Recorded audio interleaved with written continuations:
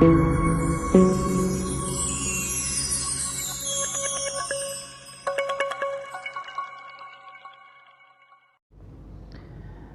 सत्कारयोग सतगुरां दी साजी निवाजी गुरु रूप प्यारी गुरु सवारी साध संगत जी, आप सारियां संगतां गुरु दरबार दीयां हाजरियां भर के जीवन दे कुछ पल कुछ घड़ियां सफलियां करन दे यतन करदे पए हां। सतगुरां ने अमृत वेले दी बख्शिश कीती है। परमात्मा दीयां वडियाइयां सुनन दा करन दा सुभाग समा मिलिया। अमृत वेला सच नाव वडियाई विचार,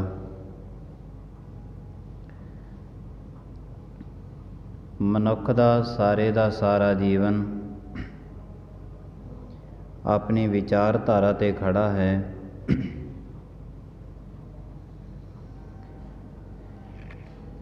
इक्को टाइम मनुख सतयुगी भी बन सकता है,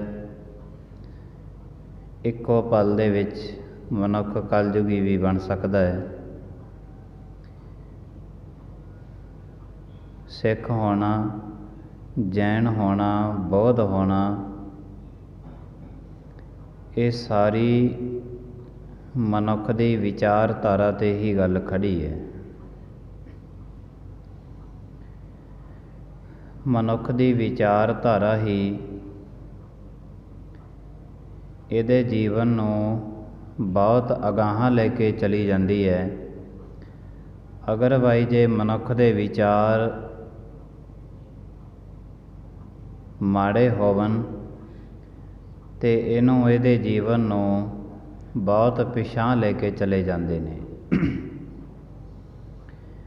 जिहड़े गुरमुख जन परमात्मा दे घर दे विच असीं गुरबाणी नूं पढ़दे हां, सुणदे हां, अमृत वेले पहुँचते हां, संध्या दे टाइम पहुँचते हां, होर उदम उपराले जिन्ने भी असीं करदे हां, इन्हां सारे उदम उपरालिਆਂ ਦਾ मकसद ਇੱਕੋ ही है कि ਇਹ परमात्मा जिन्ने साडे विचार ने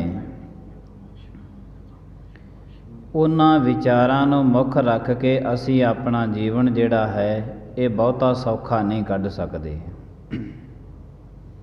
क्योंकि मनुख अपनी विचारधारा मुख रख के ही अपनी किरत कमाई करता है।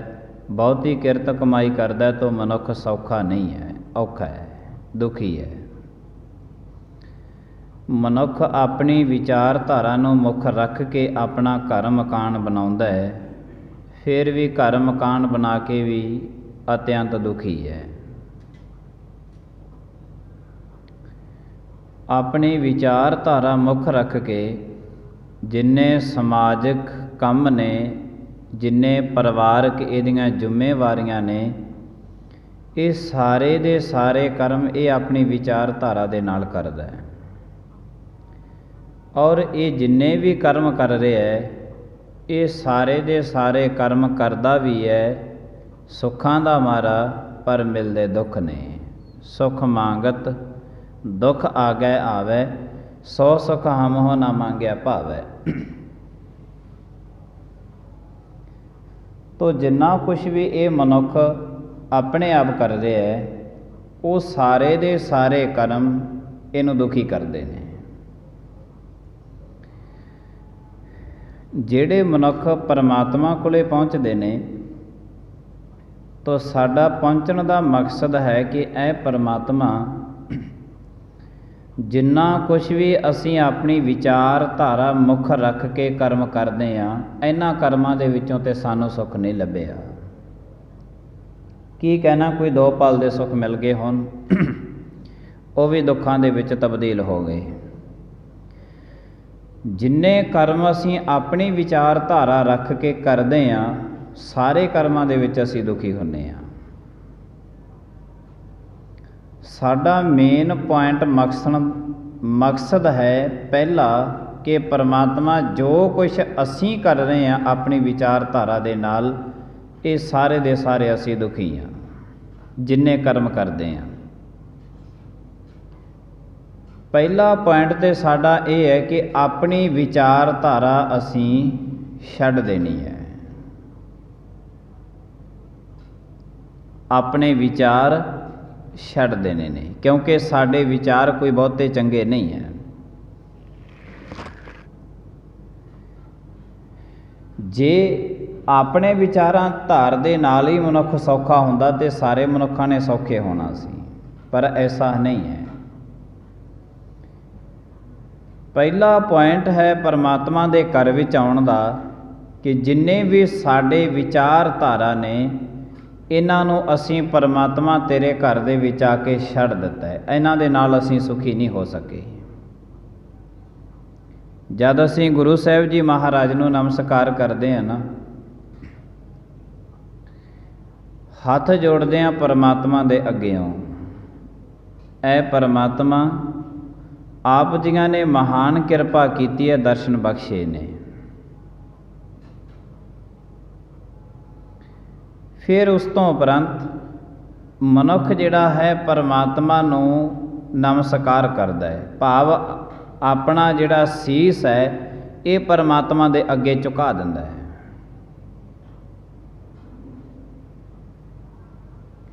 जद परमात्मा अगे सीस झुकाया तो इहदा मकसद ये बन गया कि ऐ परमात्मा जिन्ना कुछ भी मेरे जीवन दे अंदर सी,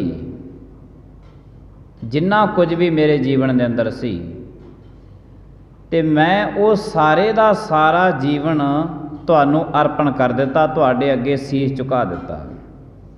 क्योंकि जद सीस ही झुका दिता तो जीवन का तो शरीर का सब तो सिरमौर सिरा है, सिर यही झुका दिता। पुरातन जमानिਆਂ ਦੇ ਵਿੱਚ जे कोई हार जाता ना राजा, तो वह राजे की पग ला लेती जाती सी। क्योंकि जदों राजा हार जाता तो हारे हुए राजे का सीस सी जिहड़ा वो जिते हुए राजे नूं झुक जाता, तो जित्या होया राजा सी जिहड़ा वो हारे हुए राजे की पग ला के अपने कोले रख लैंदा सी, उहनूं खत्म नहीं करता हुंदा सी। क्योंकि पुराने जमानिਆਂ ਦੇ ਵਿੱਚ ਜਿਹੜੀਆਂ लड़ाइयां जंग ਹੁੰਦੇ ਸੀ ਉਹ ईमानदारी ਦੇ ਨਾਲ ਹੁੰਦੇ ਸੀ, ਬੇਈਮਾਨੀ ਦੇ ਨਾਲ ਨਹੀਂ ਹੁੰਦੇ ਸੀ। ਜਿਹੜਾ ਝੁਕ ਜਾਂਦਾ ਸੀ ਉਹਨੂੰ ਛੱਡ ਦਿੱਤਾ ਜਾਂਦਾ ਸੀ। ਤੇ ਜਦੋਂ ਕੋਈ ਰਾਜਾ ਜਿੱਤ ਜਾਂਦਾ ਤੇ ਹਾਰੇ ਹੋਏ ਰਾਜੇ ਦੀ ਪੱਗ ਲਾ ਕੇ ਆਪਣੇ ਕੋਲੇ ਰੱਖ ਲੈਂਦਾ ਸੀ। ਪੱਗ ਲਾਉਣ ਦਾ ਮਤਲਬ ਕੀ ਸੀਗਾ? ਪੱਗ ਲਾਉਣ ਦਾ ਮਤਲਬ ਇਹੀ ਸੀਗਾ कि हुण तेरे कोल सीस तां तेरा हैगा, धड़ ते तेरा हैगा, जिउंदा ते तू रहेगा, पर जिहड़ा तेरा सिर दा पूरा मुੱਲ सी ना दस्तार, ये मेरे कोले आ गई। हुण तू अज तो बाद राजा नहीं है। पग लाउण दा मतलब ये हुंदा सी ते पग ला के वो रखी जाती सी। और जदों किसी की पग ला के रखी जाती सी, अदरवाइज जे उही पग किसी दे होर ते सिर ते टिकदी सी। ऐसा भी इतिहास दे विच होया है। क्योंकि कंस राजा सी जिहड़ा, कंस राजा कुलघाती राजा मन्निया गया। उसनूं कुलघाती, कुल दा नाश करन वाला राजा, अपनी ही कुल दा नाश करन वाला राजा कुलघाती। कंस राजा पहले उहदे जीवन दे अंदर सीगा कि पीरां पैगंबरां दी सेवा सिमरन करना उसदा कर्म सी। पर जदों वो राज ते बैठा ना, राज ते बहिंदियां सार रौ रीत मर्यादा के अनुसार जदों कोई राजा बनता सी, उहदे सिर ते मुकट रखिया जाता सी। ते वो जिहड़ा मुकट सीगा जदों कंस राजे दे सिर ते रखिया गया, ते कंस राजे दे सिर ते जिहड़ा मुकट रखिया सी तोसी खाने विचों कढ के, और मुकट बनया होया सी, उहदे हीरे मोती जवाहरत जड़त कीते हुए सन, पर वो मुकट बनया होया सी गिद्दड़ दी खल दा, गिद्दड़ दी खल दा बनया होया सी वो मुकट। वो मुकट गिद्दड़ दी खल दा बनया सी ते वो जदों ज्यों ही कंस राजे दे सिर ते टिकिया, उत्थे ही सी जिहड़ी कंस राजे दी बुद्धि भ्रिष्ट हो गई। ਉੱਥੇ ਜਿਹੜੀ ਬੁੱਧੀ ਸੀ ਉਹ ਭ੍ਰਿਸ਼ਟ ਹੋ ਗਈ। ਐਲਾਨੀਆ ਗੁਰੂ ਗੋਬਿੰਦ ਸਿੰਘ ਮਹਾਰਾਜ ਨੇ ਕਿਹਾ, ਐ ਮੇਰੇ ਸਿੱਖ ਪਿਆਰੇ, ਇਹ ਜਿਹੜਾ ਤੂੰ ਆਪਣੇ ਸਿਰ ਤੇ ਦਸਤਾਰ ਸਜਾਵੇਂਗਾ ਨਾ, ਆਪਣੇ ਆਪ ਸਜਾਈ ਤੂੰ ਦਸਤਾਰਾ, ਆਪਣੇ ਆਪ ਸਜਾਈ।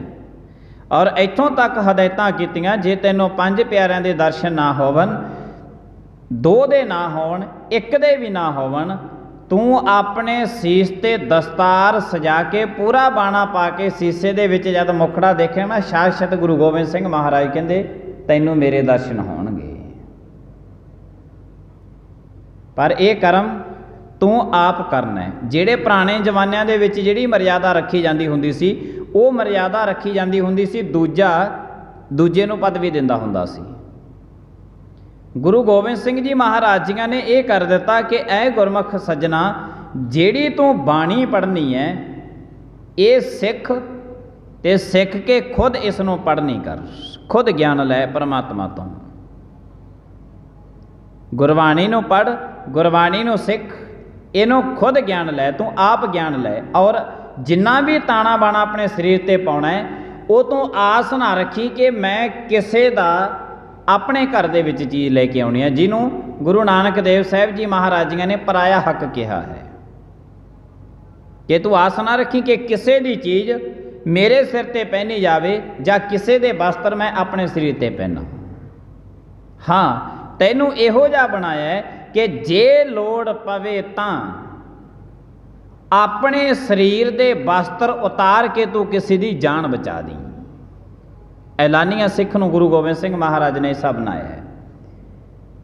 ਤੂੰ ਆਸ ਨਾ ਰੱਖੀ ਕਿਸੇ ਦੇ ਵਸਤਰਾਂ ਤੇ, ਨਿਗਾਹ ਨਾ ਰੱਖੀ ਕਿ ਫਲਾਣੇ ਦੇ ਵਸਤਰ ਬਹੁਤ ਚੰਗੇ ਪਾਏ ਨੇ, ਮੇਰੇ ਸਰੀਰ ਤੇ ਪੈ ਜਾਣਾ। ਐਸੀ ਆਸ ਨਾ ਰੱਖੀ, ਤੈਨੂੰ ਪਰਮਾਤਮਾ ਦੇਵੇਗਾ। ਪਰ ਜੇ ਜੀਵਨ ਦੇ ਅੰਦਰ ਲੋੜ ਪਵੇ, ਆਪਣੇ ਵਸਤਰ ਉਤਾਰ ਕੇ ਕਿਸੇ ਦਾ ਜੀਵਨ ਜ਼ਿੰਦਗੀ ਬਚਾ ਦੇਵੇ। ਗੁਰੂ ਗੋਬਿੰਦ ਸਿੰਘ ਮਹਾਰਾਜ ਨੇ ਬਣਾਇਆ। ਗਿੱਦੜ ਦੀ ਖੱਲ ਦਾ ਬਣਿਆ ਹੋਇਆ ਇਹ ਮੁਕਟ ਜਿਉਂ ਕੰਸ ਰਾਜੇ ਦੇ ਸਿਰ ਤੇ ਰੱਖਿਆ ਗਿਆ, ਉਸ ਵਕਤ ਕੰਸ ਰਾਜੇ ਦੀ ਬੁੱਧੀ ਸੀ ਜਿਹੜੀ ਭ੍ਰਿਸ਼ਟ ਹੋ ਗਈ। ਤੇ ਉਹ ਬੁੱਧੀ ਜਦੋਂ ਭ੍ਰਿਸ਼ਟ ਹੋ ਗਈ ਤੇ ਫਿਰ ਇਹ ਜਿਹੜਾ ਸੀਗਾ ਨਿੰਦਿਆ ਦੇ ਵਿੱਚ ਚੱਲਿਆ। ਫਿਰ ਇਸ ਕੰਸ ਰਾਜੇ ਤੋਂ ਕੋਈ ਚੰਗਾ ਕਰਮ ਨਹੀਂ ਹੋਇਆ। ਫਿਰ ਇਸ ਤੋਂ ਇੱਕ ਵੀ ਜੀਵਨ ਕਾਲ ਦੇ ਅੰਦਰ ਐਸਾ ਕੁਲਘਾਤੀ ਪੁਰਖ ਹੋਇਆ ਕਿ ਇਹਨੇ ਆਪਣੀਆਂ 6 ਜਾਂ 7 ਭਾਣਜੀਆਂ ਇਤਿਹਾਸ ਦੇ ਵਿੱਚ ਵੱਖੋ ਵੱਖਰੀਆਂ ਲਿਖੀਆਂ ਨੇ, ਇਹਨੇ ਆਪਣੇ ਹੱਥਾਂ ਦੇ ਨਾਲ ਉਹਨਾਂ ਦਾ ਕਤਲ ਕੀਤਾ ਸੀ। ਭਗਵਾਨ ਕ੍ਰਿਸ਼ਨ ਜੀ ਇਸ ਵਾਸਤੇ ਬਚੇ ਸਨ ਕਿ ਉਹਨਾਂ ਨੂੰ ਦਾਈ ਨੇ ਇੱਕ ਪਾਸੇ ਕੱਢ ਦਿੱਤਾ ਤੇ ਉਹਦੀ ਜਗ੍ਹਾ ਤੇ ਲੜਕੀ ਦਿਖਾ ਦਿੱਤੀ ਸੀ, ਤੇ ਕੁਲਘਾਤੀ ਰਾਜਾ ਸੀਗਾ, ਉਹਨੇ ਉਹ ਲੜਕੀ ਮਾਰ ਦਿੱਤੀ। ਭਗਵਾਨ ਕ੍ਰਿਸ਼ਨ ਬਹੁਤ ਵੱਡੇ ਮਹਿਲਾਂ ਦੇ ਅੰਦਰ ਜਨਮੇ ਸਨ, ਪਰ ਉਹਨਾਂ ਦੀ ਪਾਲਣ ਪੋਸ਼ਣਾ ਕਿਸੇ ਨੇ ਹੋਰ ਕੀਤੀ ਹੈ। ਕੁਲਘਾਤੀ ਰਾਜਾ ਹੋਇਆ। ਗੁਰੂ ਸਾਹਿਬ ਜੀ ਮਹਾਰਾਜ ਕਹਿੰਦੇ ਨੇ ਕਿ ਐ ਗੁਰਮੁਖ ਸੱਜਣ ਜਨ, ਜਦ ਤੋਂ ਪਰਮਾਤਮਾ ਦੇ ਘਰ ਦੇ ਵਿੱਚ ਆਏ ਹੈ, ਨਮਸਕਾਰ ਕਰਦਾ, ਹੱਥ ਜੋੜਦਾ, ਸੀਸ ਝੁਕਾਇਆ, ਤਾਂ ਸਮਝ ਲੈਣਾ ਕਿ ਤੇਰੇ ਜੀਵਨ ਦੇ ਜਿੰਨਾ ਕੁਛ ਵੀ ਤੇਰੇ ਕੋਲ ਹੈ, ਜਿੰਨਾ ਕੁਛ ਵੀ ਤੇਰੀ ਬੁੱਧੀ ਦੇ ਵਿੱਚ ਚੱਲਿਆ ਜਾਂ ਚੱਲ ਰਿਹਾ, ਇਹ ਸਾਰਾ ਕੁਛ ਤੂੰ ਆਪਣਾ ਗੁਰੂ ਨੂੰ ਅਰਪਣ ਕਰ ਦਿੱਤਾ। ਜਿਹੜਾ ਅਸੀਂ ਕਹਿੰਦੇ ਹਾਂ ਮੱਥਾ ਟੇਕਣਾ, ਮੱਥਾ ਅਸੀਂ ਟੇਕਦੇ ਹਾਂ, ਤਾਂ ਸਾਡਾ ਮਕਸਦ ਮੱਥਾ ਟੇਕਣ ਦਾ ਹੈ ਕਿ ਐ ਗੁਰੂ ਗ੍ਰੰਥ ਸਾਹਿਬ ਜੀ ਮਹਾਰਾਜ ਆਪ ਜੀ ਦੀ ਹਜ਼ੂਰੀ ਦੇ ਵਿੱਚ ਜਿੰਨਾ ਕੁਛ ਮੇਰੇ ਜੀਵਨ ਦੇ ਵਿੱਚ ਸੀਗਾ, ਸਭ ਤੋਂ ਸਿਰਮੌਰ ਸੀ ਮੇਰਾ ਸਿਰ। ਜਿਹਦੇ ਸਿਰ ਹੀ ਨਾ ਹੋਇਆ, ਉਹਨੇ ਘਰ ਮਕਾਨ ਕੀ ਕਰਨਾ ਹੈ, ਉਹਨੇ ਮਹਿਲ ਕੀ ਕਰਨੇ ਨੇ, ਉਹਨੇ ਧਨ ਕੀ ਕਰਨਾ ਹੈ, ਉਹਨੂੰ ਪਰਿਵਾਰ ਦੀ ਕੀ ਲੋੜ ਹੈ ਜਿਹਦੇ ਸਿਰ ਹੀ ਨਾ ਹੋਇਆ। ਤੋ ਜਦੋਂ ਅਸੀਂ ਸਿਰ ਹੀ ਗੁਰੂ ਦੇ ਅੱਗੇ ਰੱਖ ਦਿੱਤਾ, ਤੋ ਆਪਣਾ ਧਨਵਾਨ, ਆਪਣੇ ਮਹਿਲ, ਆਪਣਾ ਸਾਰੇ ਦਾ ਸਾਰਾ ਕੁਟੁੰਬ ਅਸੀਂ ਗੁਰੂ ਨੂੰ ਅਰਪਣ ਕਰ ਦਿੱਤਾ ਹੈ। ਸੀਸ ਤੇ ਝੁਕਾਉਂਦੇ ਹਾਂ ਗੁਰੂ ਸਾਹਿਬ ਜੀ ਮਹਾਰਾਜ ਨੂੰ।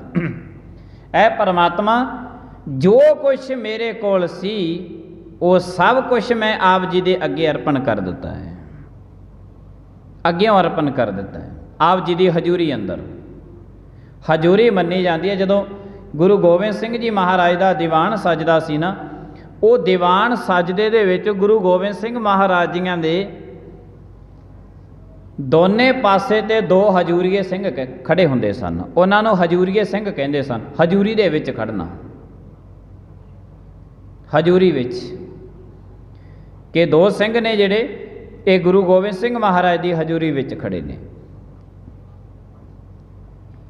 ਗੁਰੂ ਦੇ ਘਰ ਦੇ ਵਿੱਚ ਮਰਜ਼ਾਦਾ ਹੈ ਕਿ ਜਦ ਵੀ ਗੁਰੂ ਗ੍ਰੰਥ ਸਾਹਿਬ ਜੀ ਮਹਾਰਾਜ ਦੇ ਚਰਨਾਂ ਦੇ ਵਿੱਚ ਕੋਈ ਬੈਠਦਾ ਹੈ, ਕੋਈ ਗ੍ਰੰਥੀ ਸਿੰਘ ਹੈ, ਕੋਈ ਕਥਾਵਾਚਕ ਹੈ, ਕੀਰਤਨ ਕਰਨ ਵਾਲਾ ਹੈ, ਤੇ ਉਹਦੇ ਗਲ ਦੇ ਵਿੱਚ ਹਜੂਰੀਆ ਪਾਇਆ ਹੁੰਦਾ ਹੈ। ਹਜੂਰੀਆ, ਇਹਨੂੰ ਹਜੂਰੀਆ ਕਹਿੰਦੇ ਨੇ, ਜਿਹੜਾ ਗਲ ਦੇ ਵਿੱਚ ਪਾ ਕੇ ਬੈਠਦੇ ਆ, ਹਜੂਰੀਆ ਕਹਿੰਦੇ ਨੇ। ਇਹ ਕੋਈ ਆਮ ਕੱਪੜਾ ਨਹੀਂ ਹੈ। ਪਹਿਲੇ ਭਾਵੇਂ ਇਹ ਆਮ ਕੱਪੜਾ ਹੁੰਦਾ ਹੈ, ਪਰ ਜਦ ਇਹ ਗਲ ਦੇ ਵਿੱਚ ਪਾ ਕੇ ਕੋਈ ਗੁਰੂ ਗ੍ਰੰਥ ਸਾਹਿਬ ਜੀ ਮਹਾਰਾਜ ਦੇ ਕੋਲ ਬੈਠਦਾ ਤੇ ਇਹਨੂੰ ਹਜੂਰੀਆ ਮੰਨਿਆ ਜਾਂਦਾ। ਹਜੂਰੀਆ, ਹਜੂਰੀ ਦੇ ਵਿੱਚ ਬੈਠਣਾ। ਤੇ ਮਰਿਆਦਾ ਸਰੂਪ ਦੇ ਵਿੱਚ ਆਇਆ ਕਿ ਗ੍ਰੰਥੀ ਸਿੰਘ ਨੇ ਆਪਣੇ ਸਰੀਰ ਦੇ ਕਿਸੇ ਵੀ ਹਿੱਸੇ ਤੇ ਹੱਥ ਨਹੀਂ ਲਾਉਣਾ, ਮੁਖੜੇ ਤੇ ਹੱਥ ਨਹੀਂ ਲਾਉਣਾ, ਕਿਸੇ ਸਰੀਰ ਦੇ ਹਿੱਸੇ ਤੇ ਹੱਥ ਨਹੀਂ ਲਾਉਣਾ। ਅਗਰਵਾਈਜ਼ ਜੇ ਲੋੜ ਪਵੇ ਤੇ ਇਸ ਹਜੂਰੀਏ ਦੀ ਵਰਤੋਂ ਕਰਨੀ ਹੈ। ਮਰਿਆਦਾ ਸਰੂਪ ਦੇ ਵਿੱਚ ਬਣਾਇਆ ਹੈ। ਜਦੋਂ ਗੁਰੂ ਗੋਬਿੰਦ ਸਿੰਘ ਮਹਾਰਾਜ ਦੀਵਾਨ ਸਜਾਉਂਦੇ ਸਨ ਤੇ ਜਦ ਗੁਰੂ ਗੋਬਿੰਦ ਸਿੰਘ ਜੀ ਮਹਾਰਾਜ ਜੀਆਂ ਨੂੰ ਲੋੜ ਪੈਂਦੀ ਤੇ ਗੁਰੂ ਗੋਬਿੰਦ ਸਿੰਘ ਮਹਾਰਾਜ ਜੀ ਹਜੂਰੀਏ ਦੀ ਵਰਤੋਂ ਕਰਦੇ ਸਨ। ਹਜੂਰੀਏ ਦੀ ਵਰਤੋਂ ਕਰਦੇ ਸਨ। ਖੈਰ, ਹਜੂਰੀ ਦੇ ਵਿੱਚ ਜਦ ਅਸੀਂ ਗੁਰੂ ਨੂੰ ਆਪਣਾ ਸੀਸ ਝੁਕਾ ਦਿੱਤਾ ਤਾਂ ਸਾਰੇ ਦਾ ਸਾਰਾ ਕੁਝ ਅਸੀਂ ਗੁਰੂ ਨੂੰ ਅਰਪਣ ਕਰ ਦਿੱਤਾ। ਆਪਣੀ ਮਤ ਵੀ, ਆਪਣੀ ਬੁੱਧ ਵੀ, ਆਪਣੀ ਸੁਰਤ ਵੀ, ਆਪਣੀ ਚੇਤੇ ਸ਼ਕਤੀ, ਆਪਣਾ ਕੁਟੰਬ, ਆਪਣਾ ਘਰ-ਬਾਰ, ਆਪਣੀ ਜ਼ਮੀਨ ਜਾਇਦਾਦ, ਜਿੰਨਾ ਕੁਝ ਸਾਡੇ ਕੋਲ ਹੈ, ਇਹ ਸਾਰਾ ਕੁਝ ਅਸੀਂ ਗੁਰੂ ਨੂੰ ਅਰਪਣ ਕਰ ਦਿੱਤਾ। ਪਰ ਜਿੰਨਾ ਕੁਝ ਸਾਡੇ ਕੋਲ ਹੈ ਉਹ ਅਰਪਣ ਕੀਤਾ ਹੈ। ਮੱਥਾ ਟੇਕਿਆ। ਉਸ ਤੋਂ ਬਾਅਦ ਸਾਡਾ ਕਰਮ ਕੀ ਹੁੰਦਾ ਹੈ ਕਿ ਇਹ ਗੁਰੂ ਸਾਹਿਬ ਜੀ ਮਹਾਰਾਜ, ਜਿੰਨਾ ਕੁਝ ਮੇਰੇ ਕੋਲ ਸੀ ਉਹ ਤੇ ਤੁਹਾਨੂੰ ਅਰਪਣ ਕਰ ਦਿੱਤਾ ਹੈ। ਹੁਣ ਅਸੀਂ ਬੈਠ ਗਏ। ਬੈਠੇ ਕਿਸ ਵਾਸਤੇ ਆ? ਬੈਠੇ ਇਸ ਵਾਸਤੇ ਆ ਪਰਮਾਤਮਾ, ਅਸੀਂ ਤੇਰੇ ਦਰ ਤੋਂ ਹੱਥ ਅੱਡ ਕੇ ਮੰਗਿਆ, ਨਮਸਕਾਰ ਕੀਤੀ, ਸਾਰਾ ਮਤ ਬੁੱਧ ਆਪਣੀ ਤੁਹਾਨੂੰ ਅਰਪਣ ਕਰ ਦਿੱਤੀ ਹੈ।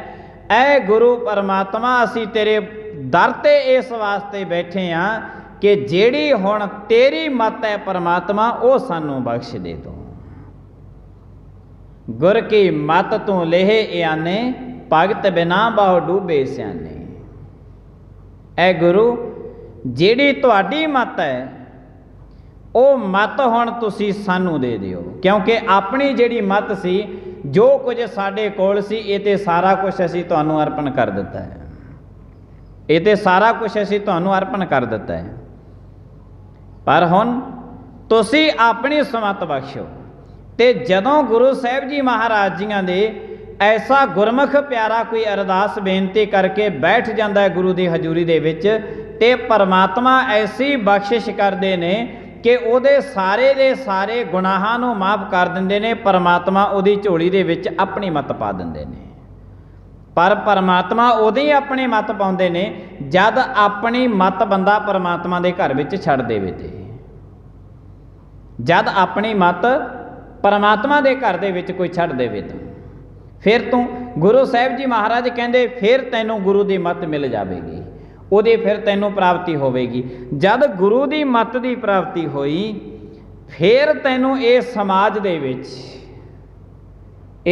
ਦੇ ਵਿੱਚ ਕੋਨੇ-ਕੋਨੇ ਦੇ ਵਿੱਚ, ਹਰ ਇੱਕ ਸਰੀਰ ਦੇ ਵਿੱਚੋਂ, ਕਣ-ਕਣ ਦੇ ਵਿੱਚੋਂ ਤੈਨੂੰ ਸਾਖਸ਼ਤ ਪਰਮਾਤਮਾ ਦਾ ਰੂਪ ਨਜ਼ਰ ਆਵੇਗਾ, ਜਿਸ ਦਿਨ ਗੁਰੂ ਦੀ ਮੱਤ ਤੂੰ ਲੈ ਲਈ। ਵਰਨਾ ਇਹ ਭਗਤ ਤੋਂ ਬਿਨਾਂ, ਸਿਮਰਨ ਤੋਂ ਬਿਨਾਂ, ਗੁਰੂ ਤੋਂ ਬਿਨਾਂ, ਗੁਰੂ ਦੇ ਗਿਆਨ ਤੋਂ ਬਿਨਾਂ ਇਹ ਸਮਾਜ ਦੇ ਵਿੱਚ ਬਹੁਤ ਵੱਡੇ ਡੁੱਬ ਗਏ ਨੇ, ਬਹੁਤ ਡੁੱਬੇ ਨੇ। ਬੜਾ ਮਿਥਿਹਾਸ ਤੇ ਇਤਿਹਾਸ ਭਰਿਆ ਪਿਆ ਇਸੇ ਬੰਦਿਆਂ ਦੇ ਨਾਲ, ਜਿਹੜੇ ਗੁਰੂ ਦੇ ਬਚਨ ਤੋਂ ਖਿਸ ਕੇ ਤੇ ਪਰ ਉਹਨਾਂ ਨੂੰ ਗੁਰੂ ਸਾਹਿਬ ਜੀ ਮਹਾਰਾਜ ਜੀਆਂ ਨੇ ਫਿਰ ਆਉਣ ਵਾਲੇ ਸਮੇਂ ਦੇ ਵਿੱਚ ਭਾਵੇਂ ਬਖਸ਼ਿਆ। ਗੁਰੂ ਨਾਨਕ ਦੇਵ ਸਾਹਿਬ ਜੀ ਮਹਾਰਾਜ, ਐਲਾਨੀਆਂ ਗੁਰੂ ਨਾਨਕ ਦੇਵ ਸਾਹਿਬ ਜੀ ਮਹਾਰਾਜ ਦਾ ਇਤਿਹਾਸ, ਗੁਰੂ ਗੋਬਿੰਦ ਸਿੰਘ ਮਹਾਰਾਜ ਦਾ ਇਤਿਹਾਸ। ਜਦ ਸੱਚਖੰਡ ਸ੍ਰੀ ਹਜ਼ੂਰ ਸਾਹਿਬ ਦੀ ਧਰਤੀ ਤੇ ਗੁਰੂ ਗੋਬਿੰਦ ਸਿੰਘ ਮਹਾਰਾਜ ਜੀਆਂ ਨੇ ਬਹੁਤ ਸੁਨੱਖੇ ਜਾਨਵਰ ਦੇ ਤੀਰ ਮਾਰਿਆ ਤੇ ਸਿੱਖ ਕਹਿਣ ਲੱਗੇ, ਮਹਾਰਾਜ ਇਹ ਧਰਤੀ ਤੇ ਖੇਡਦਾ ਫਿਰਦਾ ਸੀ, ਇੰਨਾ ਸੋਹਣਾ ਸੁਨੱਖਾ ਜਾਨਵਰ, ਇਹਨੂੰ ਕਿਉਂ ਮਾਰ ਦਿੱਤਾ ਤੁਸੀਂ, ਤੀਰ ਮਾਰਿਆ। ਗੁਰੂ ਗੋਬਿੰਦ ਸਿੰਘ ਜੀ ਮਹਾਰਾਜ ਕਹਿਣ ਲੱਗੇ, ਭਾਈ ਸਿੱਖੋ, ਇਹ ਪੁਰਾਤਨ ਸਮੇਂ ਤੋਂ ਲੈ ਕੇ ਗੁਰੂ ਨਾਨਕ ਦੇਵ ਸਾਹਿਬ ਜੀ ਮਹਾਰਾਜ ਜੀਆਂ ਤੋਂ ਲੈ ਕੇ ਇਹ ਕਦੇ ਪਸ਼ੂ ਬਣਿਆ, ਕਦੇ ਪੰਛੀ ਬਣਿਆ, ਕਦੇ ਕੁਛ ਬਣਿਆ, ਇਹ ਜੂਨਾਂ ਦੇ ਵਿੱਚ ਭਟਕਦਾ ਫਿਰਦਾ ਸੀ ਤੇ ਸਾਡਾ ਪਿਆਰਾ। ਪਰ ਜਦ ਅਸੀਂ ਇਹਨੂੰ ਘਰ ਦੇ ਵਿੱਚ ਲੈਣ ਵਾਸਤੇ ਗਏ, ਇਹ ਲੁਕ ਗਿਆ,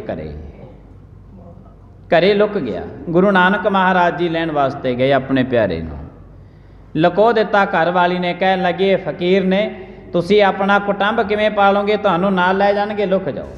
ਬਾਹਰ ਦੇ ਵਿੱਚੋਂ ਕਹਿ ਦਿੱਤਾ, ਕਹਿੰਦੇ ਘਰੇ ਹੈ ਨਹੀਂ। 3 ਆਵਾਜ਼ਾਂ ਗੁਰੂ ਨਾਨਕ ਮਹਾਰਾਜ ਨੇ ਮਾਰੀਆਂ, ਭਾਈ ਘਰ ਹੈ ਜੇ ਤੂੰ ਸਾਡੇ ਨਾਲ ਚੱਲ, ਅਸੀਂ ਤੈਨੂੰ ਆਵਾਜ਼ਾਂ ਮਾਰਦੇ ਹਾਂ। ਉਹਦੇ ਘਰ ਵਾਲੀ ਕਹਿਣ ਲੱਗੀ, ਮਹਾਰਾਜ ਜਦ ਤੁਹਾਨੂੰ ਇੱਕ ਵਾਰੀ ਕਹਿ ਦਿੱਤਾ ਕਿ ਘਰ ਹੈ ਨਹੀਂ, ਗੁਰੂ ਨਾਨਕ ਦੇਵ ਸਾਹਿਬ ਜੀ ਮਹਾਰਾਜ ਕਹਿਣ ਲੱਗੇ, ਚਲੋ ਹੁਣ ਸਾਨੂੰ ਸੁਣਿਆ, ਜੇ ਘਰ ਹੈ ਨਹੀਂ ਤੇ ਫਿਰ ਘਰ ਹੈ ਹੀ ਨਹੀਂ। ਇੰਨਾ ਵਚਨ ਕਹਿਣਾ ਸੀ। ਅੰਦਰ ਹੀ ਜਿੱਥੇ ਲੁਕਿਆ ਬੈਠਾ ਸੀ, ਉੱਥੇ ਬੈਠੇ ਦੇ ਹੀ ਸਰਪ ਲੜ ਗਿਆ। ਫਿਰ ਉਹਨੂੰ ਚੁੱਕ ਕੇ ਗੁਰੂ ਨਾਨਕ ਦੇਵ ਸਾਹਿਬ ਜੀ ਮਹਾਰਾਜ ਦੇ ਮਗਰ ਭੱਜੇ ਆਉਂਦੇ ਨੇ, ਐ ਮਹਾਰਾਜ ਕਿਰਪਾ ਕਰਕੇ ਬਖਸ਼ ਦਿਓ। ਗੁਰੂ ਨਾਨਕ ਦੇਵ ਸਾਹਿਬ ਜੀ ਮਹਾਰਾਜ ਕਹਿਣ ਲੱਗੇ, ਭਾਈ ਬਖਸ਼ਾਂਗੇ ਜ਼ਰੂਰ ਜੋ ਹਜ਼ੂਰੀ ਦੇ ਵਿੱਚ ਆਇਆ, ਪਰ ਹੁਣ ਨਹੀਂ, ਹੁਣ ਇਹਨੂੰ ਕਈ ਜੂਨਾਂ ਭੁਗਤਣੀਆਂ ਪੈਣੀਆਂ, 10ਵੇਂ ਜਾਮੇ ਦੇ ਵਿੱਚ ਆ ਕੇ ਬਖਸ਼ਾਂਗੇ, ਜਿਸ ਦਿਨ ਅਸੀਂ 10ਵੇਂ ਜਾਮੇ ਵਿੱਚ ਹੋਵਾਂਗੇ। ਐਲਾਨੀਆਂ ਸਾਡਾ ਤੇ ਇਤਿਹਾਸ ਭਰਿਆ ਪਿਆ। ਜੋ ਕੁਛ ਸਾਡੇ ਕੋਲ ਹੈ ਉਹ ਸਾਰਾ ਕੁਛ ਗੁਰੂ ਨੂੰ ਅਰਪਣ ਕਰਨਾ, ਇਹ ਮਨੁੱਖ ਦੀ ਵਿਚਾਰਧਾਰਾ ਤੇ ਗੱਲ ਖੜੀ ਹੈ। ਕੋਈ ਗੁਰੂ ਇਹ ਨਹੀਂ ਕਹਿੰਦਾ ਕਿ ਜਿੰਨਾ ਘਰੇ ਤੇਰੇ ਧਨ ਪਿਆ ਜਾਂ ਬੈਂਕ ਦੇ ਵਿੱਚ ਰੱਖੀ ਬੈਠਾ, ਸਾਰਾ ਲਿਆ ਕੇ ਮੇਰੇ ਅੱਗੇ ਰੱਖ ਦੇ, ਨਹੀਂ ਕਹਿੰਦਾ। ਕੋਈ ਗੁਰੂ ਇਹ ਨਹੀਂ ਕਹਿੰਦਾ ਕਿ ਸਾਰਾ ਕੁਛ, ਜਿੰਨਾ ਕੁਛ ਤੇਰੇ ਘਰ-ਬਾਰ ਦੇ ਵਿੱਚ ਪਦਾਰਥ ਪਏ ਨੇ, ਸਾਰੇ ਚੁੱਕ ਕੇ ਲਿਆ ਕੇ ਸਾਨੂੰ ਦੇ ਦੇ, ਨਹੀਂ, ਆਪਣੀ ਸ਼ਰਧਾ ਦੇ ਮੁਤਾਬਕ ਦੇ। ਕੋਈ ਗੁਰੂ ਇਸ ਗੱਲ ਤੇ ਨਹੀਂ ਖੜਾ ਕਿ ਜੋ ਕੁਛ ਵੀ ਤੇਰੇ ਘਰ ਹੈ, ਜੋ ਕੁਛ ਵੀ ਤੇਰੇ ਬਾਲ ਬੱਚੇ ਨੇ, ਉਹਨਾਂ ਨੂੰ ਸਾਰਿਆਂ ਨੂੰ ਤੂੰ ਗੁਰਦੁਆਰੇ ਦੇ ਵਿੱਚ ਛੱਡ ਜਾ, ਐਸੀ ਗੱਲ ਤੇ ਗੁਰੂ ਨਹੀਂ ਖੜੇ। ਗੁਰੂ ਇੱਕੋ ਗੱਲ ਤੇ ਖੜੇ ਨੇ ਕਿ ਤੂੰ ਆਪਣੀ ਵਿਚਾਰਧਾਰਾ ਗੁਰੂ ਦੇ ਚਰਨਾਂ ਦੇ ਵਿੱਚ ਰੱਖ ਦੇ, ਫਿਰ ਤੈਨੂੰ ਗੁਰੂ ਦੀ ਮੱਤ ਮਿਲੇਗੀ। ਤਾਂ ਗੁਰੂ ਇਹੋ ਹੀ ਚਾਹੁੰਦੇ ਨੇ ਕਿ ਤੂੰ ਆਪਣੀ ਮੱਤ ਗੁਰੂ ਦੇ ਅੱਗਿਓਂ ਰੱਖ ਦੇ, ਤੇ ਜਿਹਨੇ ਗੁਰੂ ਦੇ ਅੱਗਿਓਂ ਆਪਣਾ ਸਾਰਾ ਕੁਛ ਹੀ ਅਰਪਣ ਕਰਨਾ, ਸਾਰਾ ਕੁਛ ਅਰਪਣ ਕਰਨ ਦੇ ਬਰਾਬਰ ਹੈ ਜਦ ਅਸੀਂ ਸੀਸ ਝੁਕਾ ਦਿੰਦੇ ਹਾਂ ਗੁਰੂ ਸਾਹਿਬ ਜੀ ਮਹਾਰਾਜ ਨੂੰ। ਤੇ ਗੁਰੂ ਦੇ ਇਸੇ ਹੀ ਸਾਡਾ ਮਕਸਦ ਹੈ ਕਿ ਅਸੀਂ ਸੀਸ ਝੁਕਾ ਕੇ ਬੈਠਦੇ ਹਾਂ ਕਿ ਐ ਗੁਰੂ ਸਾਹਿਬ ਜੀ ਮਹਾਰਾਜ ਕਿਰਪਾ ਕਰਿਓ। ਕਿਉਂਕਿ ਹੁਣ ਤੇ ਭਾਵੇਂ ਸਤ ਸੰਗਤ ਲੱਗੀ ਹੈ, ਸਤ ਸੰਗਤ ਤੋਂ ਬਾਅਦ ਵੀ ਜਿਹੜੇ ਗੁਰਮੁਖ ਸੱਜਣ ਜਾਣ ਆਉਂਦੇ ਨੇ, ਉਹ ਵੀ ਕੋਈ 5-4 ਮਿੰਟ ਗੁਰੂ ਦੀ ਹਜ਼ੂਰੀ ਦੇ ਵਿੱਚ ਬੈਠਦੇ ਨੇ। ਤੋ ਬੈਠਣ ਦਾ ਮਕਸਦ ਇੱਕੋ ਹੀ ਹੁੰਦਾ ਹੈ ਕਿ ਐ ਗੁਰੂ ਸਾਹਿਬ ਜੀ ਮਹਾਰਾਜ, ਅਸੀਂ ਜੋ ਸਾਡੇ ਕੋਲ ਸੀ ਉਹ ਤੁਹਾਨੂੰ ਅਰਪਣ ਕਰ ਦਿੱਤਾ। ਜਿੰਨਾ ਸਾਡੇ ਕੋਲ ਟਾਈਮ ਹੈ 5, 4, 10, 20 ਮਿੰਟਾਂ ਦਾ, ਅਸੀਂ ਤੁਹਾਡੇ ਚਰਨਾਂ ਵਿੱਚ ਬੈਠੇ ਹਾਂ। ਹੁਣ ਤੁਸੀਂ ਸਾਨੂੰ ਜਿਹੜਾ ਹੈ ਆਪਣੀ ਮੱਤ ਦੇ ਦਿਓ, ਆਪਣੀ ਮੱਤ ਦੇ ਦਿਓ। ਸਤ ਸੰਗਤ ਦੇ ਵਿੱਚ ਆਉਣ ਦਾ ਵੱਡਾ ਲਾਭ ਹੈ ਕਿ ਗੁਰੂ ਸਾਹਿਬ ਜੀ ਮਹਾਰਾਜ ਜੀਆਂ ਦੇ ਪਾਵਨ ਪਵਿੱਤਰ ਗੁਰਬਾਣੀ ਹੈ ਜਿਹੜੀ, ਇਹਨੇ ਆਪਣਾ ਇੱਕ ਜਰੀਆ ਬਣਾਇਆ ਹੋਇਆ ਹੈ ਬੋਲਣ ਵਾਸਤੇ। ਬੋਲਦੇ ਗੁਰੂ ਸਾਹਿਬ ਜੀ ਮਹਾਰਾਜ ਨੇ, ਪਰ ਇੱਕ ਜਰੀਆ ਬਣਾਇਆ ਹੋਇਆ ਹੈ। ਸਤ ਸੰਗਤ ਦੇ ਵਿੱਚ ਆਉਣ ਦਾ ਵੱਡਾ ਲਾਭ ਹੈ। ਇਸੇ ਲਈ ਵਾਰੀ-ਵਾਰੀ ਗੁਰੂ ਸਾਹਿਬ ਜੀ ਮਹਾਰਾਜ ਵੀ ਕਹਿੰਦੇ ਹਨ ਕਿ ਸਤ ਸੰਗਤ ਕਰਨਾ ਹਰ ਇੱਕ ਮਨੁੱਖ ਵਾਸਤੇ ਬਹੁਤ ਵੱਡੀ ਗੱਲ ਹੈ, ਤੇ ਭਾਗਾਂ ਵਾਲੇ ਉਹ ਜੀਵ ਨੇ ਜਿਹੜੇ ਸਤ ਸੰਗਤ ਦੇ ਵਿੱਚ ਆਉਂਦੇ ਨੇ। ਗੁਰੂ ਸਾਹਿਬ ਜੀ ਮਹਾਰਾਜ ਕਿਰਪਾ ਕਰਨ, ਜਦੋਂ ਮਨੁੱਖ ਨੇ ਆਪਣਾ ਸੀਸ ਝੁਕਾਇਆ ਗੁਰੂ ਗ੍ਰੰਥ ਸਾਹਿਬ ਜੀ ਮਹਾਰਾਜ ਨੂੰ, ਤਾਂ ਸਮਝ ਲੈਣਾ ਕਿ ਸਾਰਾ ਕੁਝ ਗੁਰੂ ਨੂੰ ਅਰਪਣ ਕਰ ਦਿੱਤਾ। ਉਸ ਤੋਂ ਬਾਅਦ ਬੈਠੇ गुरु दी बाणी नूं पढ़िया, गुरु दी बाणी नूं सुनिया, सत संगत कीती है। मकसद है कि गुरु असी ते सारा कुछ तैनूं अर्पण कर दिता है, हुण तूं अपनी मत सानूं दे के सानूं घर नूं तोर। पर पहलां मनुख नूं अपना सारा कुछ गुरु दी हजूरी विच छड्डना पैंदा है, फिर गुरु दी मत मिलदी है। अदरवाइज जे मनुख ने छड्डे ही कुछ नहीं तो जिहड़े हंकार दा पहलां भरिया सी उसे हंकार दा भरिया वापस घर नूं चलिया जांदा है, जिहड़े क्रोध दा पहलां भरिया सी उही क्रोध दा भरिया होया फिर घर नूं चलिया जांदा है। जिहड़े तनाव दे विचों निकल के अपने घर दे विचों गुरु दी हजूरी विच आया सी उसे ही तनाव दे विच फिर अपने घर नूं चलिया जांदा है। तो जिंदगी दुखां दी खान बनी रहिंदी है। गुरु साहिब जी महाराज ने जिहड़ी असीं सत संगत करदे हां, ये गुरु साहिब जी महाराज ने कहा अमृत वेला सच नाव वडियाई विचार। सारी दी सारी गल तेरी विचारधारा ते खड़ी है, बस तू अपनी विचारधारा गुरु दे अगे छड्ड दे, गुरु दी विचारधारा लेके चलिया जा। इत्थे ही है, तू सिर्फ छड्डना है। जद तू अपना सारा कुछ छड्ड दिता ते गुरु अपनी विचार तैनूं अपने आप दे देवेगा। तो गुरु साहिब जी महाराज कृपा करन, ये मर्यादा है मत्था टेकना, गुरु साहिब जी महाराज की हजूरी दे विच बैठना, नमस्कार करनी कि ऐ गुरु सारा कुछ असीं तुहानूं छड्डिया है, तुसीं कृपा करके अपनी मत अपनी विचारधारा साडी मत दे विच पाओ, तां कि जिहड़ा ये साडा जन्म है ये सफला हो सके। अपना जन्म और मरना सफला करने वास्ते असीं गुरु साहिब जी महाराज जियां दे विच हजूरी विच पहुँचते हैं, क्योंकि जन्म सफला करना कुछ गल होर है, मरना सफला करना कुछ गल होर है। जदों मनुख दे कोल जन्म है उदों मरण नहीं है, जदों मरण होया उदों जन्म नहीं रहेगा। मरण तो बाद कोई जन्मदिन नहीं मनाउंदा, और जिन्ना टाइम जन्म है उदों पहला कोई मरण दिन नहीं मनाउंदा। या तो कि जस्या पण मंगना जन्मं, मृत्यु की जस्या पण मंगना मृत्यु। गुरु साहिब जी महाराज कृपा करन, जो असी जन्म और मरना सफला करने वास्ते गुरु दरबार विच पहुँचते हैं, गुरु साहिब जी महाराज अपनी विचारधारा साडी झोली दे विच पावन। इत्थे समाप्ति का समा, भुल्लां चुक्कां दी खेमा। आईयां होईयां संगतां दा बहुत धन्नवाद। प्रेम दे नाल सारी संगत बुलाए फतेह। वाहिगुरू जी का खालसा, वाहिगुरू जी की